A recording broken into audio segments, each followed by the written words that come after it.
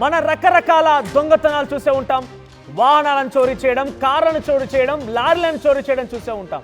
కొన్ని సందర్భాల్లో అక్కడిక్కడ మనం సోషల్ మీడియా కూడా చూసే ఉంటాం. ఆ ట్రైన్ బోగీలను కూడా విభాగాలుగా విభజించి దొంగతనం చేసిన సందర్భాలు కూడా చూసాం. కానీ నాకు కొంత ఆశ్చర్యం వేస్తోంది. ఇక్కడ ఒక వ్యక్తి అంబులెన్స్ను దొంగతనం చేశాడు.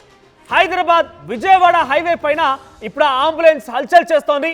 సినీఫకీలో అంబులెన్స్ దొంగతనాన్ని చేశారు తెలంగాణ పోలీసులు. హయత్ నగర్లో సన్ రైజ్ హాస్పిటల్ ముందు 108 అంబులెన్స్ను చోరీ చేశాడు వ్యక్తి. విజయవాడ హైవే పైన ఆ అంబులెన్స్ దూసుకొని వెళ్ళింది. హయత్ నగర్ నుంచి పోలీసులు వెంబడించారు. చిట్యాల వద్ద అంబులెన్స్ని ఆపడానికి ప్రయత్నం చేసినా కూడా అంబులెన్స్ ఆగకపోవడమే కాక ఏఎస్ఐ జాన్ రెడ్డి పైన కూడా కొంత ఆయన ఢీకొట్టి అక్కడి నుంచి పారిపోయాడు అంబులెన్స్ దొంగలించిన వ్యక్తి. అంబులెన్స్ని పట్టుకొని ఇక కొర్లపహాడ్ టోల్ గేట్ను కూడా ఢీకొట్టి పారిపోయాడు.